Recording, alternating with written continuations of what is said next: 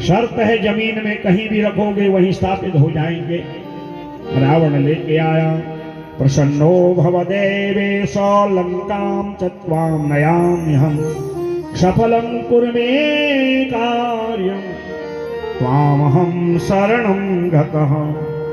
भगवान कहते मैं नहीं, मेरा ये निराकार लिंग तू ले जा। शर्त है कहीं नीचे रखेगा वहीं अजर अमर हो जाएंगे, स्थिर हो जाएंगे, हिला नहीं पाएगा। रावण शक्तिमान के मद में मतवाला होकर के भगवान शिव के लिंग को ले गया। भगवान ने देखा अगर लंका पहुंच गया तो फिर, अगर वहां स्थापित हो गया तो फिर इस रावण का कुल का अंत नहीं हो पाएगा। भगवान ने माया करी।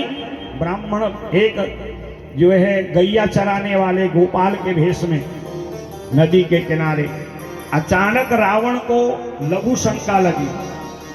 अब कान में जनेऊ डाल के भगवान का शिवलिंग हाथ तोड़े रखा पवित्र अवस्था में, तो दूर से आते हुए गोपाल ग्वाले को देखा और कहा जब तक मैं लौट के नहीं आता पवित्र होकर स्नान करके आप इसको जमीन में मत रखना। वो तो भगवान स्वयं है। शिव माया से मोहित रावण इस माया को नहीं जान पाया, शिव की लीला को नहीं जाना और शौच आदि के लिए गया। भगवान ने उसको भूमि में रख दिया लिंग को। रावण स्नान संध्या निवृत्त होके जब आया, पवित्र होके देखा वो ग्वाला है नहीं, इधर उधर नजर जमीन में गई।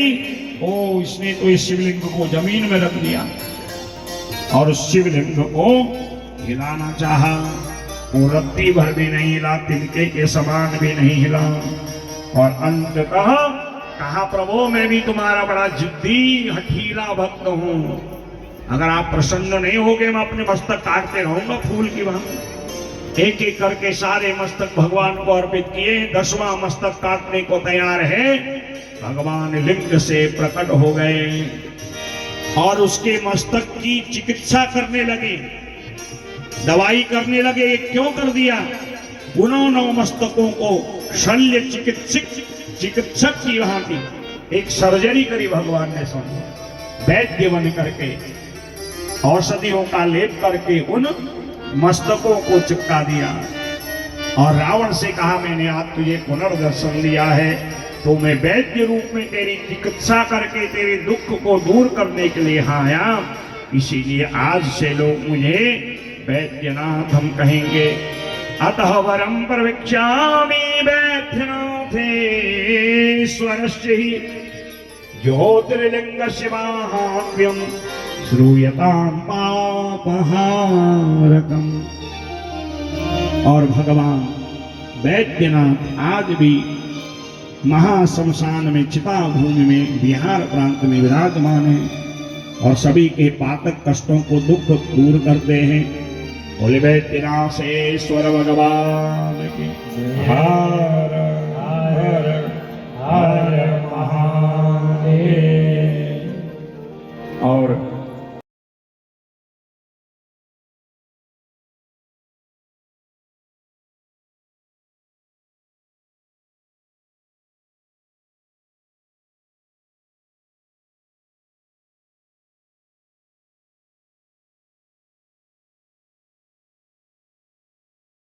आज इस मंदिर कमेटी की ओर से इस पंडाल में उपस्थित सभी श्रोतागणों की ओर से परम श्रद्धेय व्यास जी का धन्यवाद व्यक्त करने के लिए मुझे यहाँ पर अधिकृत किया गया है।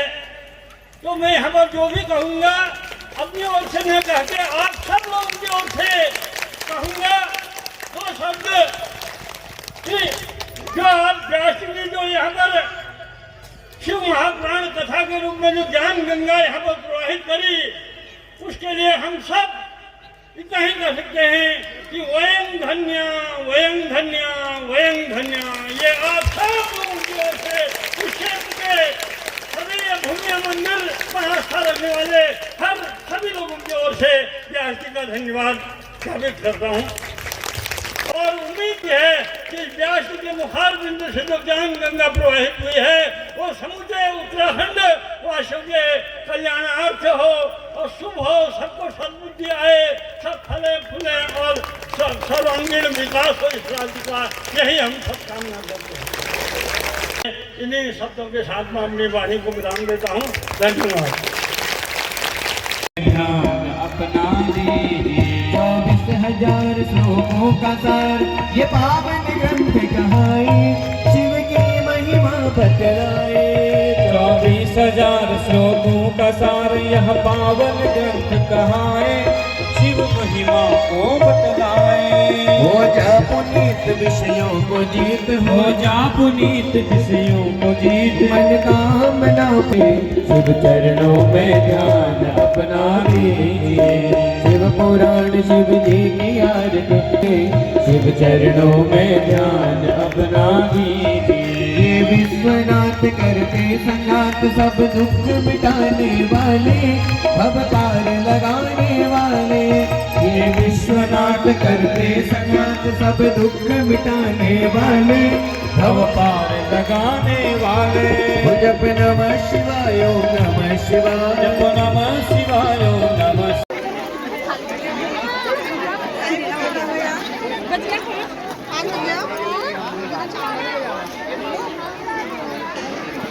तीन बजे 16 मिनट मेरे बेटे को 3:30 मिनट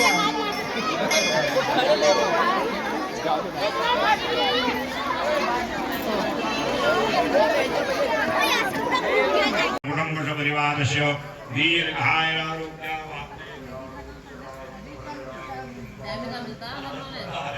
गोत्रोत्पन्नस्य